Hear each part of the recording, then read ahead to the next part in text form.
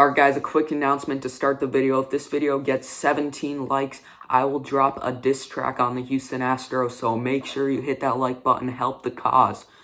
What's up guys, Never Quit Nate back with a video. Tonight we're talking about teams stuck in mediocrity in the MLB. We're going to start a little series, mediocrity.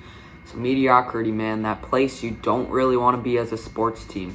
Though, I mean, as a sports fan, I would rather be in mediocrity than seeing my team be terrible for many straight years. But mediocrity is frustrating, man. It's hard for the front offices. Don't worry about the order too much, but it is in order from 5 to 1 in how much stuckness in mediocrity. These teams could have been in mediocrity for several years and are still trying to battle their way out, or they could just be, in my opinion, falling into a place where they're going to be stuck. I'm also going to give my solution for each of these teams, like what they should do, if they should tear it apart, if they should just try and ride it out, or if they should try and go all in. Number 5 in mediocrity, the St. Louis Cardinals. This team has been slightly above average for years now, but their ages and stuff headed in the wrong direction. I feel like this year they were pretty darn mediocre, and they are headed for mediocrity right now. Unbelievable fact that I found myself. The last 5 years, the Cardinals have been from 10th best record to 12th best record, somewhere in that range each year since 2016. That's crazy. I kind of think the Cardinals are in a bad spot. Like Goldschmidt, their best player, he's definitely aging. Adam Wainwright, he's way up there in age, but he's still been a valuable piece for them. Matt Carpenter, he's completely washed. Jack Flaherty is super young. He's the one guy that gives that team hope, but he was not very good in 2020. They have like a light-hitting shortstop in Paul DeYoung. This is just a tough spot for this organization right now. Colin Wong entering free agency. Yadier Molina, man, does he have anything left to win before he retires? So what do I think the Cardinals should do? I think this team should just ride it out and try improving their team with this core before they tear it all down. Now, the Cardinals are interesting because they probably won't ever tear it all down. They're one of those teams that takes pride in what they have on the major league field, and they have not been under 500 in a very long time. This is one of those teams that just needs to improve a bit, make the playoffs, see if they could go try and win a championship. It's going to be very tough, but it'll take a couple of smart trades maybe. It does not take a rebuild. Team stuck in the 4th most mediocrity, the San Francisco Giants, one of my favorite teams. Now, I'm actually kind of happy that I could call them mediocre because I thought they'd be terrible. I had them going 22-38 this year.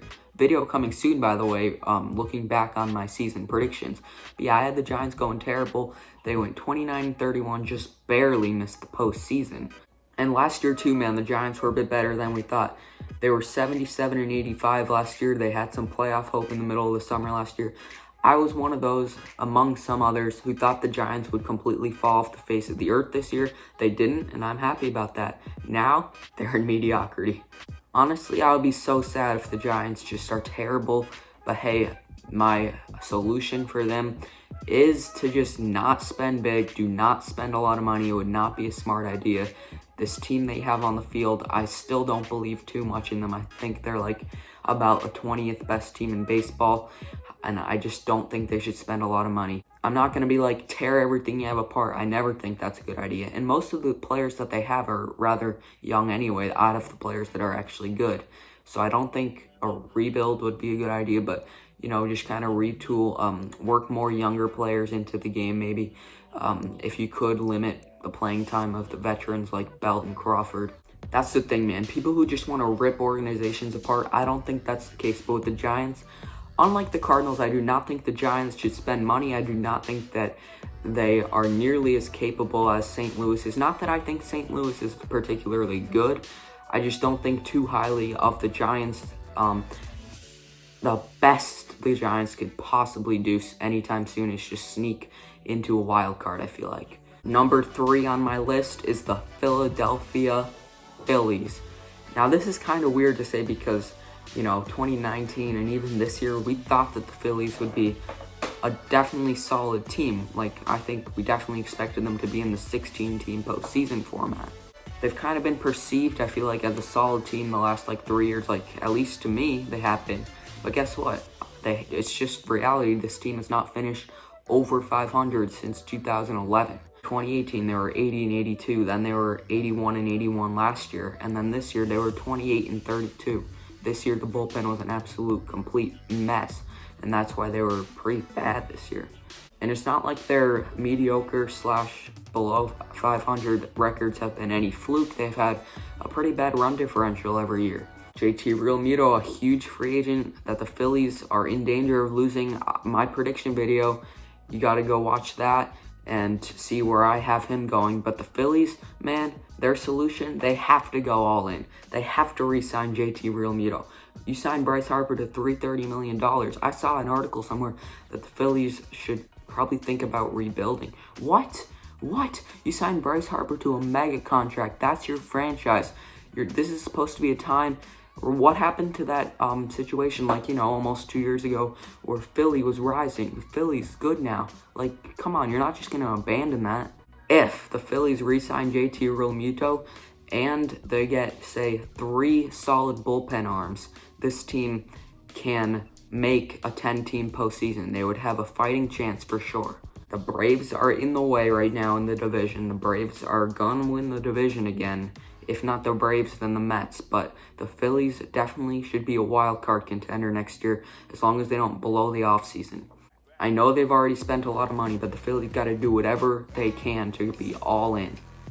Number 2 on this list, maybe the most mediocre team in baseball. When I just look at the team, purely mediocre, that's the Milwaukee Brewers. Now this team, I had them going 30 and 30 this year. What did they do? They went 29 and 31. Squeaked into the 8th seed. The Brewers just faded from a very good team in 18 to a solid team in 19 to a very mediocre team now. Before the 162 game season was going to happen, back when 2020 was normal, I actually had the Brewers going 75 and 87. I thought the 60 game season worked in their favor with their great bullpen. And hey, that actually did happen. So the Brewers might be even in more trouble across a full season where they have to actually put together a rotation. I think a lot of people didn't really realize what a pretty brutal offseason they had in 2019-20 offseason. Last year, they had a bad offseason. They lost a lot of key players, got some mediocre players back. The Brewers actually played rather well this year compared to kind of what I thought, especially when you consider that Yelich struggled so much. Just not being an elite player for them. Like, you count on Yelich to be elite when you're talking about the Milwaukee Brewers, and he was not. So 29 and 31, considering that, it's not bad at all for the Brewers. What do I think the Brewers should do? I think they should evaluate the situation 1 year from now, okay? They've really had a new core of players this year compared to what they had the previous 3 years. And I just think that you need to see a full season with these guys, see what it's like, see what Yelich, if he could bounce back or not. Because if Yelich is going to be an elite player again, then he does not deserve to have to go under a rebuild, especially after he signed that big contract. And that's the thing, this front office has signed Yelich to a big contract, invested a lot of money. You don't want to just see it be a rebuild. But if they're not good next year, then you might have to consider it. But yeah, give this core a full year and then evaluate the situation next winter. In my opinion, the Brewers are definitely going to be one of the most fascinating teams to just see how they play out. I wouldn't say watch. They might be a little boring. But you know what? Just to see how they do, it's going to be fun. Let's go, Yelich. Number 1 team, the king of mediocrity. You guys might know who it is. It's the Los Angeles Angels. The Angels seem very mediocre right now, and they have been very mediocre for a long time, okay? So every year since 2015, here was the record, 85 and 77. Then they went 74 and 88, then 80 and 82, then 80 and 82 again, then 72 and 90, and then 26 and 34. So they've actually been falling a little bit down the last 2 years, man. But with Trout and Rendon fully healthy whole season next year, and showing how they showed promise at the end of this year, there's definitely a lot to be excited about for the Angels.